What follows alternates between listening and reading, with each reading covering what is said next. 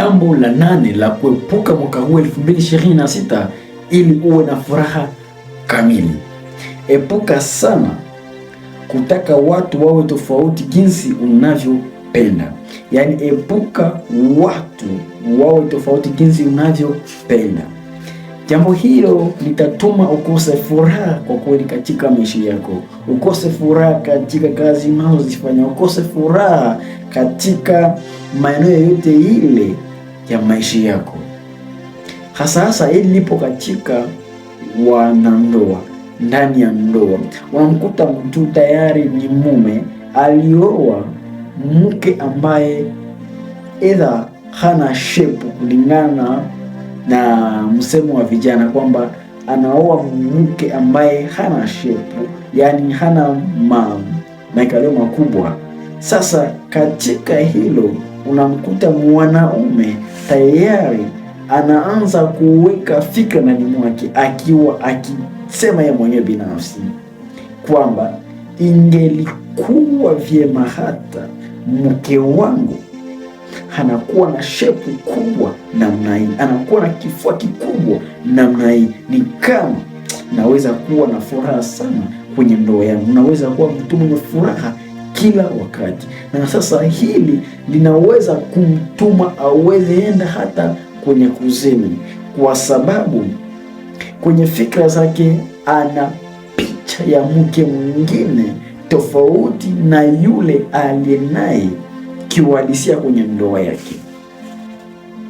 Hasa wewe unanisikiliza leo hii, ndio kuna watu ambao wameumbwa na asili zao, kuna watu ambao ni wabaya tu, kuna watu ambao wako na matabia za ovyo na huwezi kuwabadilisha, na hivyo ndivyo jinsi walivyo. Kuna wengine unaweza kuwasaidia kubadilika, lakini kuna wengine ambao wako hivyo hivyo, huwezi kuwabadilisha. Ama kuna vitu vingine ambavyo huwezi kuvibadilisha hata kwa mtu hata iweje. Sasa jambo hilo linatuma unapoteza furaha katika maisha yako. Ukitaka watu waanze kuwa tofauti jinsi wewe unavyopenda, maana huwezi kuabudu watu wawe jinsi wewe unavyotaka.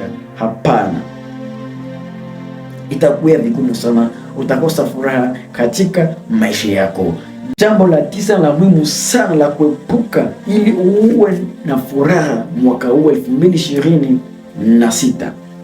Epuka sana kutafuta furaha. Furaha haitafutwi nje yako, maana imo ndani yako. Ukianza kutafuta furaha, hapo utajikuta unaingia katika tabia za kiovyo.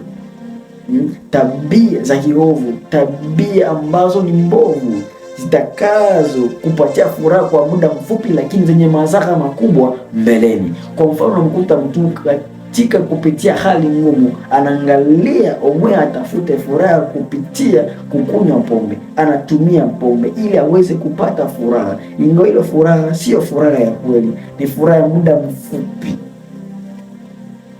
Wengine wanajikuta hapo kwenye uraibu wa uzinifu. Unamkuta mtu anasema kwamba kusudi niweze kufurahia lazima acha niende hata nje ya ndoa. Unamkuta mtu anaenda nje ya ndoa. Sababu gani? Anatafuta furaha, ingawa hakisha maliza bado mwili tena itahitaji kitu kingine ili aweze kupata furaha. Maana furaha itafutwi, maana furaha imo ndani yako wewe, haiko nje yako. Ukaanza kutafuta furaha, utajikuta kwa kweli unafanya vitu ambavyo vitakushangaza wewe mwenyewe. Utajikuta unakuwa mraibu wa vitu fulani ambavyo utakuja kuvilipia gharama huko mbeleni. Kwa hiyo epuka sana kutafuta furaha. Kuanzia leo hii jua kwamba furaha imo ndani yako, na hakuna chochote ambacho kinachoweza kukunyima furaha, ama hakuna cha kupatia furaha wewe kama wewe auamue kuwa na furaha ndani yako. Jambo la 10 la muhimu zaidi na la mwisho kulisikia: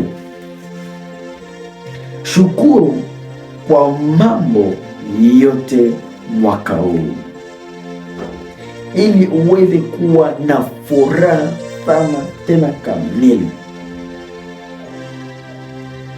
Epuka kutokuwa mtu mwenye shukrani katika mambo yanayokujia mbele yako. Yaani, kubali yao mabaya yao mazuri, lazima ushukuru. Jambo lile litakupatia furaha katika maisha yako. Mambo yawe sawa, yasiwe sawa, lazima uweze kuwa na furaha na uweze kushukuru. Yaani, epuka sana kabisa jambo hili la kutokuwa mtu mwenye shukrani. Kuwa mtu mwenye shukrani kila wakati, utajikuta furaha inabaki mdomoni wako kila wakati.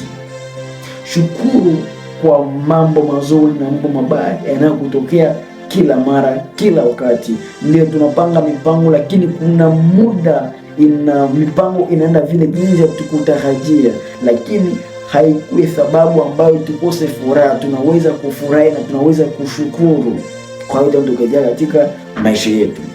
Mfano, wewe umempenda kijana na mlikuwa kwenye mahusiano, mnapendana. Sasa inafikia hatua unasikia yule kijana ambaye tayari ilitakiwa uweze kupana kwenu mahari, lakini tayari ameenda kumoa mwingine mwanamke. Jambo hili likitokea katika maisha yako, shukuru, nenda kanisani, toa sadaka, maana pengine angelikuoa, mupo kwenye ndoa, pengine hata angelikunyonga na kufa. Kwa hiyo shukuru Mungu kwa kila kinachotokea, kiwe kibaya kizuri. Sijui kwenye biashara, shukuru. Umefilisika, shukuru. Mambo yameenda sawa, shukuru. Mambo yameenda mabaya, shukuru.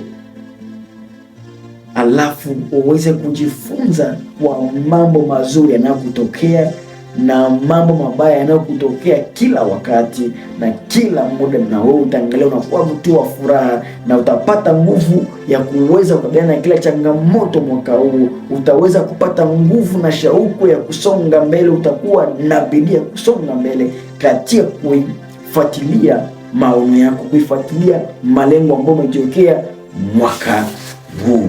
Asante kwa kunisikiliza mwanzo hadi mwisho. Jina langu ni Munguiko Kalaba. Niambie nini ambacho umekijifunza katika video hii, nami pia nitafurahi sana kusikia maoni yako kwenye video hii. Hakika nikutakie mwaka mpya, mwaka wenye ushindi mkubwa, mwaka wenye mafanikio makubwa, mwaka mwenye tofauti mkubwa katika maisha yako. Heri ya mwaka mpya. Kumbuka ndoto yako inawezekana.